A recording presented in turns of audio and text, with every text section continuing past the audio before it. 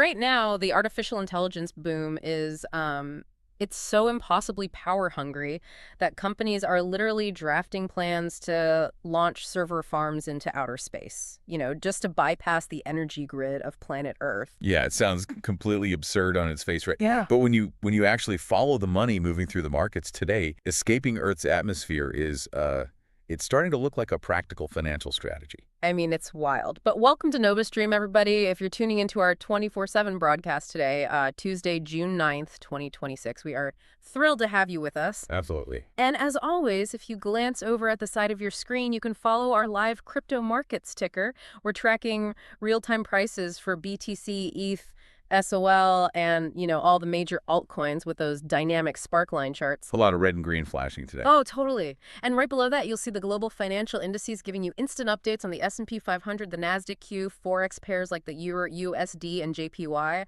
alongside global commodities. Plus, there's the bottom ticker, right? Yeah. Yes, exactly. Well, precisely.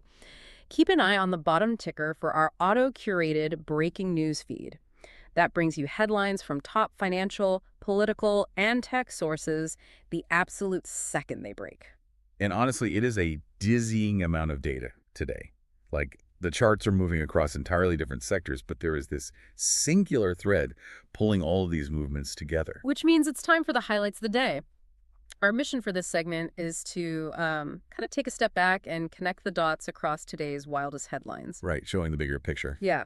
We're going to show you how a monumental rotation of capital is reshaping literally everything. We're talking about the shifting foundation of your crypto portfolio, the forced hardware updates hitting the phone in your pocket, all the way up to those orbital server farms we just mentioned. Because if you really want to understand why the market is behaving so erratically today, you have to look past the surface level price action. You need to follow the literal flow of energy and the flow of computing power. The physical infrastructure. Spot on. That is where the genuine story is happening. Well, let's start right there on our crypto sparkline charts. Because if you've been watching Bitcoin today, you know it is bleeding. It suffered a near 20% weekly drop, sliding below $60,000. It's been a rough stretch. Yeah, but what really caught my eye in the analyst notes is that it slipped below its 200-week moving average. So why is that specific line in the sand setting off so many alarm bells? Well, so the 200-week moving average is a really crucial technical indicator. It smooths out volatility by averaging the closing price over the last 200 weeks. Okay. And when an asset falls below that line, institutional traders often view it as a signal that the long-term macroeconomic momentum has fundamentally broken. Wow. Yeah, I mean, this is officially the worst week for Bitcoin since the FTX exchange collapse back in November 2022. But, and this is key, the underlying mechanics are totally different this time. Right, because we aren't looking at an exchange collapsing or like a sudden liquidity crisis born of fraud. Absolutely not. So what is actually dragging the price down then? It's a dynamic that analysts are calling a silent bear market. And it's driven by institutional maturation. So over multiple consecutive trading days, we've seen roughly $5.5 billion in net outflows from U.S.-listed spot Bitcoin ETFs. 5.5 billion. That is massive. It is. And remember, these are exchange-traded funds that hold actual Bitcoin. So when investors pull their cash out of the ETF, the fund managers are forced to sell the underlying Bitcoin to cover the withdrawals, which, drives the price down further. That makes sense. Furthermore, we're seeing divestment from corporate holders, like MicroStrategy. For years, the industry myth was that these corporate treasuries would simply hold their Bitcoin forever. Right, the diamond hands mentality. Yeah, but that myth is shattering today. They're selling.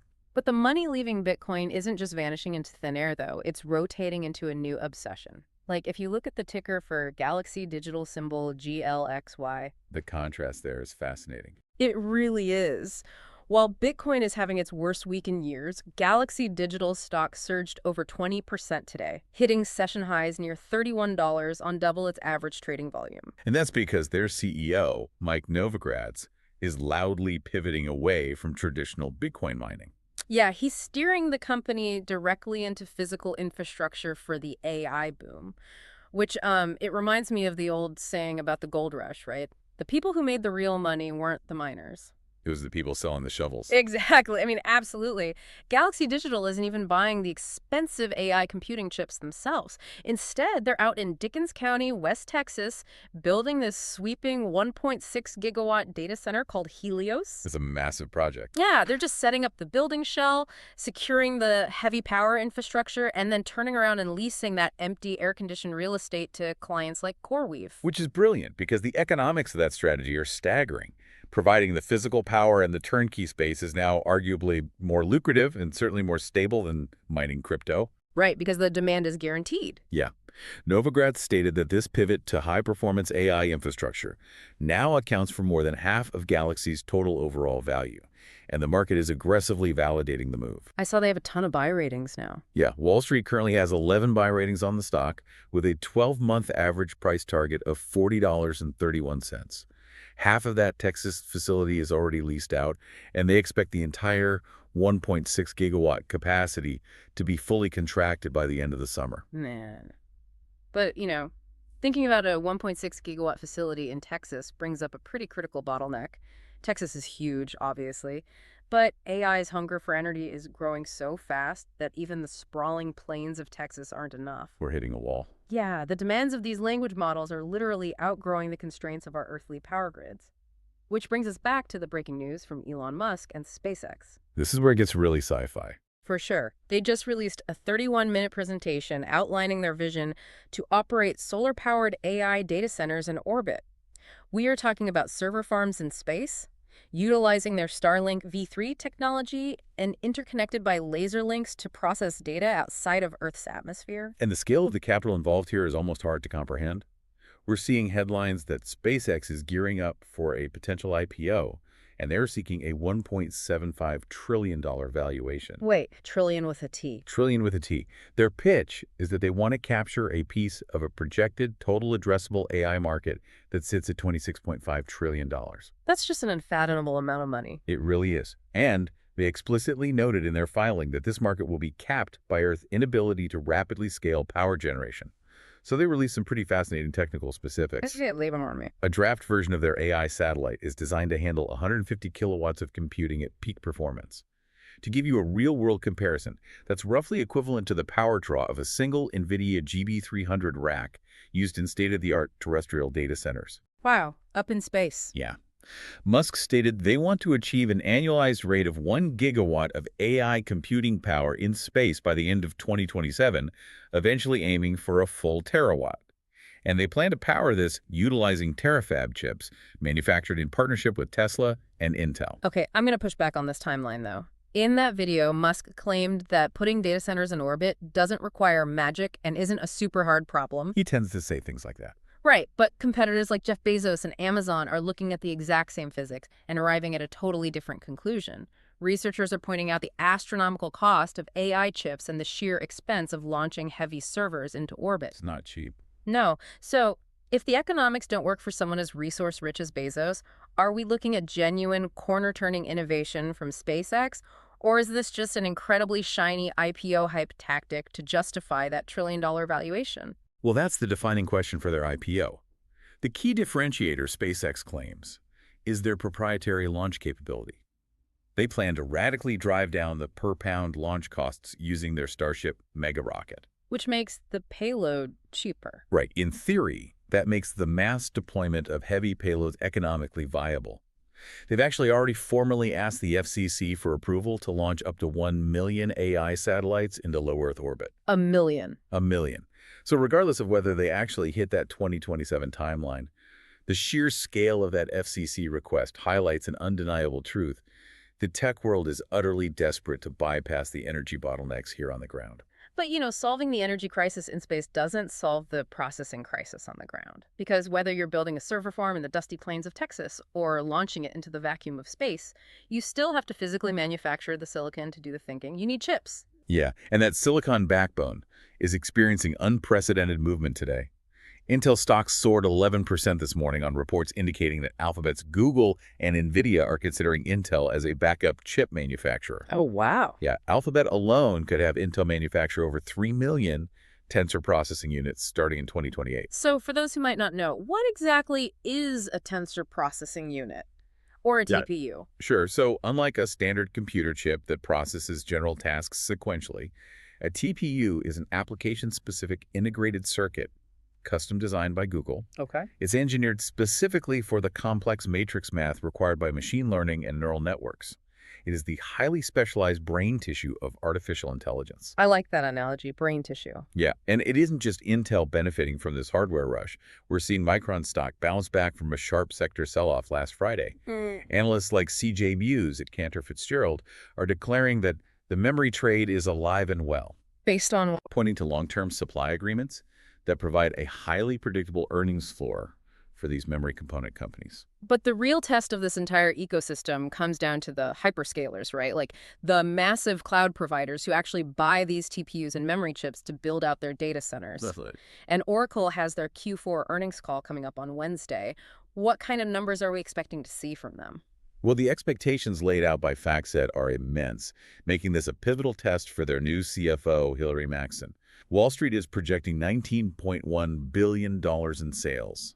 But more importantly, they are looking at a staggering $601.1 billion in remaining performance obligations. Wait, let's define that term really quick. What is a remaining performance obligation? It basically represents deferred revenue and backed-up orders. It's a sum of signed contracts for cloud services that Oracle has secured but has not yet delivered or converted into actual recognizable revenue. Okay, got it. And analysts like Brent Thill at Jefferies are looking for 90% growth, specifically in their Oracle Cloud Infrastructure division. 90%. And to handle that kind of growth, Oracle is introducing a pretty fascinating new strategy. They call it a bring your own chip model. The BYOC model. Yeah, I think of it like a BYOB party, but instead of bringing a six-pack, enterprise customers are bringing their own highly expensive NVIDIA hardware into Oracle's data centers and just renting the power and the cooling. The fact that Oracle is adopting this model is incredibly telling.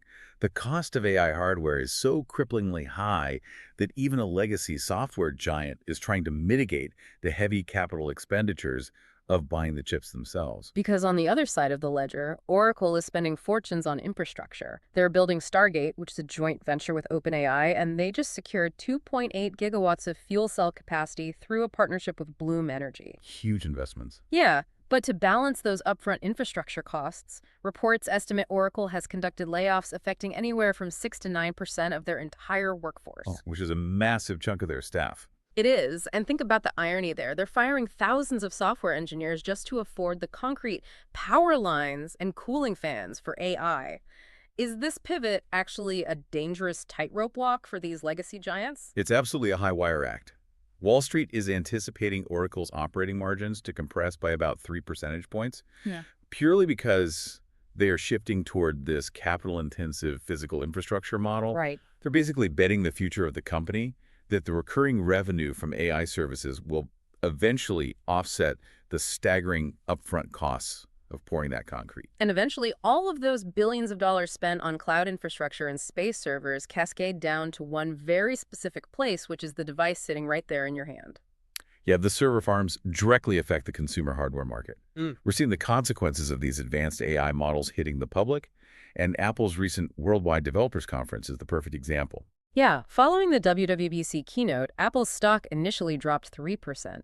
But then, Morgan Stanley analyst Eric Woodring published a note seeing a hidden upside, and he raised Apple's price target to $360. The market shifted quickly on that. It did, and the logic behind his target is an absolute aha moment for the industry. Because Apple unveiled a new AI-powered Siri that understands on-device context and visual intelligence. But to run that new Siri, your phone requires a minimum of 12 gigabytes of unified memory. Which is a technical threshold that fundamentally alters the consumer landscape. Yeah. Unified memory means the main processing unit and the graphics processing unit share the exact same pool of high-speed memory. They don't have to swap data back and forth as much. Precisely. And if you don't have at least 12 gigabytes of it, the phone literally cannot hold the language model in its brain to process your request locally. It just fails. Let me put the actual numbers in perspective for you. There are an estimated 1.3 billion iPhones currently in circulation that simply lack that hardware. 1.3 billion. Furthermore, roughly 850 million of those devices cannot run any of the new Apple Intelligence features at all. I mean, we are witnessing a masterclass in forced obsolescence. That's a bold move. Apple is rolling out incredible tools, like the natural language image playground and the cleanup photo tool, but they're literally mandating that you must buy a brand new phone and upgrade your iCloud storage tier just to participate in the modern digital world. But from an investment standpoint, it's a brilliant maneuver. Analysts agree this represents an earlier than expected monetization opportunity. Right, because everyone has to buy the new phone. Yeah. Because of these incredibly tight memory constraints and processing rate limits on older devices, Morgan Stanley is forecasting over 10% services growth and mid-teens product growth for Apple by 2027. The hardware requirements of AI are effectively forcing a historic, mandatory upgrade cycle. But, making the mobile devices in our pockets this powerful comes with a dark side. Upgrading everyone to advanced AI processing makes our phones extremely high-value targets. Which leads us to the alarming report from Meta regarding global digital security. Meta just published a blog post formally accusing the Israeli spyware firm NSO Group of once again targeting WhatsApp users. Despite the court orders. Yeah, claiming this violates a previous federal court order prohibiting the firm from such practices. The details of the attack are chilling, really. It was a highly targeted spear phishing attempt where attackers sent malicious links masquerading as the legitimate Paris-based news network France 24. Wow. Yeah, and they sent these to fewer than 10 users located primarily in Jordan and Lebanon. But what's truly terrifying is the technology NSO Group is infamous for, which is Pegasus software capable of zero-click attacks. And a zero-click attack is exactly what it sounds like, but the mechanics are devious. The spyware exploits a vulnerability in how the phone processes incoming data in the background. How does that work? Well, for example, how a messaging app automatically preloads an image thumbnail in an invisible text message. The phone is compromised the millisecond the packet arrives. Without you doing anything. Right.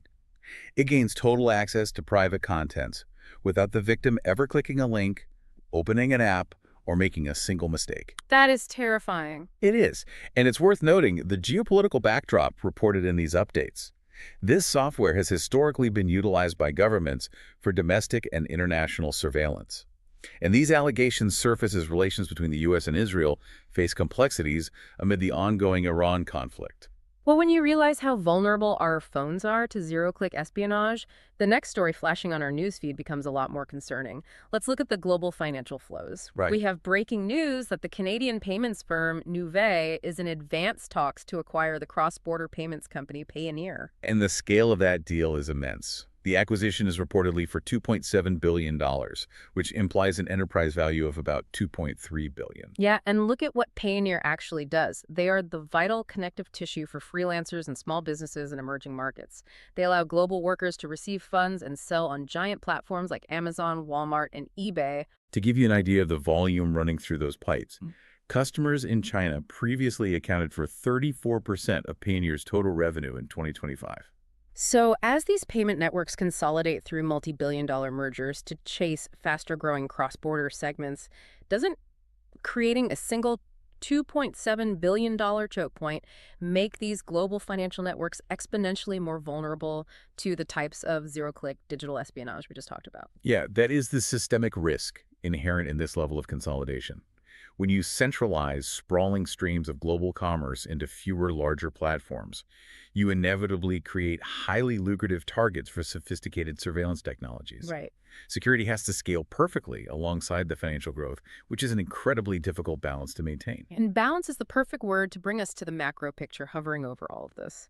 We've talked about sweeping data center builds in Texas, chip stocks soaring on multi-million unit orders, hundreds of millions of consumers being forced to buy new iPhones, and global cross-border payments consolidating. It's all moving so fast. It is, and all of this relentless capital movement feeds directly into one ultimate metric, which is inflation.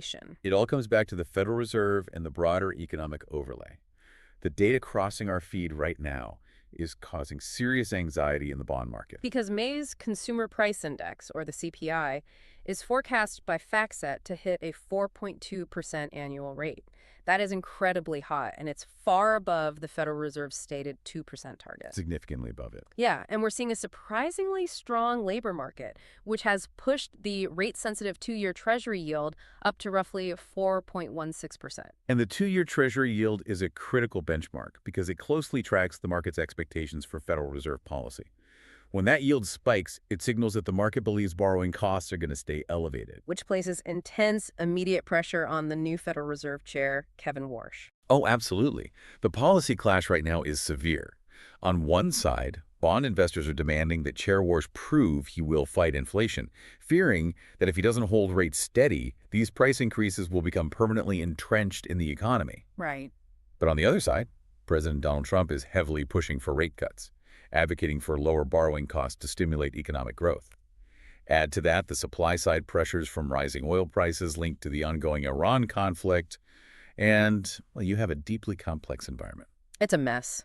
So I have to ask you, the listener, to look at the whole picture. If you look at the billions upon billions pouring into AI data centers, new satellite networks, specialized chip orders, and a historic hardware upgrade cycle, how can the Fed possibly cool down inflation without totally breaking the back of this multi-trillion-dollar tech infrastructure boom? Well, the tug-of-war for investors today is attempting to reconcile an incredibly not technology sector pulling in one direction, fighting against the gravitational pull of rising borrowing costs and sticky inflation in the other. Something eventually has to give. You cannot cool the broader economy without eventually chilling the capital expenditures of these tech giants. It's a delicate ecosystem. To wrap up our highlights of the day, just look at how intimately connected it all is. You have institutional capital rotating out of Bitcoin and flowing directly into the plains of Texas to build AI data centers. A massive rotation. Yeah, and that infrastructure boom pushes chip stocks like Intel and Micron higher. Then the cloud providers buying those chips develop language models so advanced that they force Apple consumers into a mandatory hardware upgrade cycle just to use them. And it comes full circle. Exactly.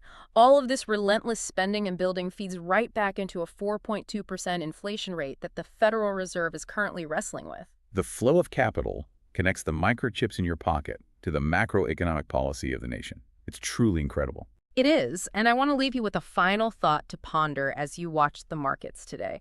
We are building artificial intelligence systems that are so unfathomably power-hungry that we are drafting plans to launch them into space to avoid the energy limits of planet Earth. Which is still hard to wrap my head around. I know, right? But if the ultimate processing brains of our society end up floating in low Earth orbit, entirely disconnected from our local power grids and physical jurisdictions, who ultimately governs and controls the infrastructure of human knowledge? Wow. That is a question that will undoubtedly define the next decade of market regulation and international law. Definitely. Well, thank you so much for tuning in. Remember to keep your eyes on the NovaStream live ticker on your screen for real-time crypto prices, those global indices, and the breaking headlines as they happen. Have a great one, everyone. Have a wonderful Tuesday, and we will see you for our next highlights update.